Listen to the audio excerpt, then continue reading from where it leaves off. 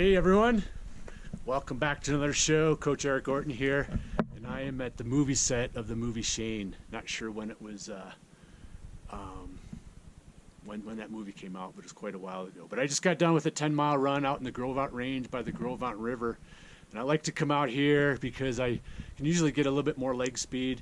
It's a better road in the winter time, and it's also out in the middle of nowhere, so it was a big corridor for the Native Americans and trappers and explorers as access to Jackson Hole and Yellowstone National Park, and it's quite a big wildlife corridor as well, as I'll often see tracks along the road. Today I followed a mountain lion track all the way back, which was pretty cool. So kind of what I want to talk about today is improving your marathon potential, and I'm going to kind of talk about marathon specific, but I'll also give some ultra marathon tips of how this can help as well. So with all these shows, I like to give a little bit of a story about maybe how I train one of my athletes to help drive home the message. And I had a runner from Australia contact me wanting me to coach him to a sub 3-hour marathon. And up to that point, he was kind of hitting 3:10s, and kind of stalled out there. So it was a big order to make that 10-minute improvement, especially since he's had a lot of experience. And what I see a lot of people making a mistake of is just kind of layering on more and more marathon paced type of runs in an effort to try to improve their overall marathon time and whittle that time down. And I think there's a step that we need to do before that, and that's improving our 1 mile time.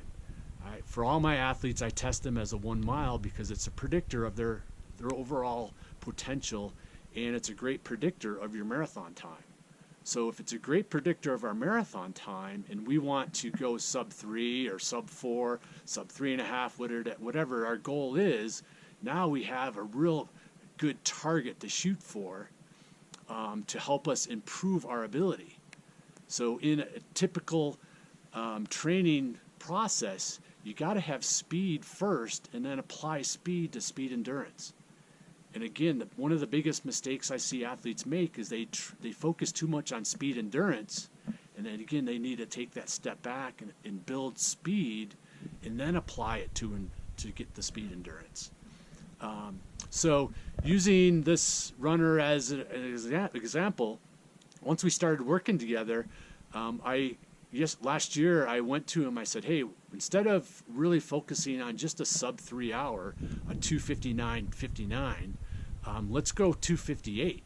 Take a little stress off that 1 second parameter, but it was also what I saw his potential of being as we started to improve his 1 mile time. So we started to attack his 1 mile to improve his potential. And as I got his 1 mile time down to that 2:58 range, then we can start applying his true marathon pace training runs and just layer on that volume, which then catapulted his speed into speed endurance. Ultimately, he nailed the 2:58. Okay, so it was a great, over 10-minute improvement in a year for someone who was quite a bit of a veteran runner. So, and this applies to any runner. Most beginning runners, they're going to improve by just doing more, but they can improve a lot more by focusing on improving their speed of their 1 mile time. Again, it's the best predictor of marathon. So try that out. At the end of this video, I'm going to end it with a couple charts that show mile time and how that predicts marathon time. And then if you want a full chart, you can go to my website and search on my blog for improving your marathon potential, and there'll be a whole list of a chart that will show, hey, what your mile time is X, and that'll equal to X marathon training pace.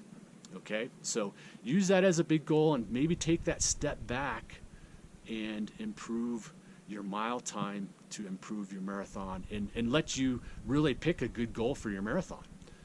So it's really hard to break 3 hours if your mile time's 6:30. It's just not possible. You've got to get that mile time down below 6 to maybe even think it's possible. 3:30, if you want to break 3:30, and you've got to really get that mile time sub 7 minutes. So it all relates, and this is just as important for you ultramarathoners as well.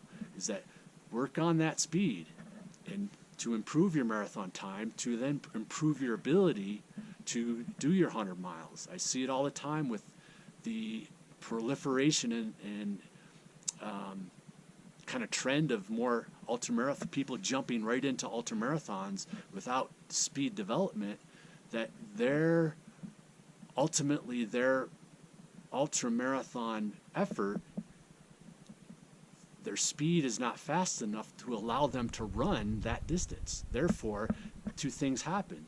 They either try to run it and burn themselves out, or their marathon or their ultramarathon pace can't be a run because they don't have the speed ability. Therefore, they have to walk and miss the cutoffs. So if you're looking to get into ultramarathoning, look to get your speed down first, just like in marathoning. We've kind of lost that development phase of speed first and then applying that to endurance. So hope that helps. Give it a try. Again, check out at the end of the video some sample math problems, so to speak, for that, and the charts on the website. So hope it all helps, and get out there, get train in that speed base and apply it to speed endurance. So over and out. That's what I got for you today, and we'll check you next time. See ya.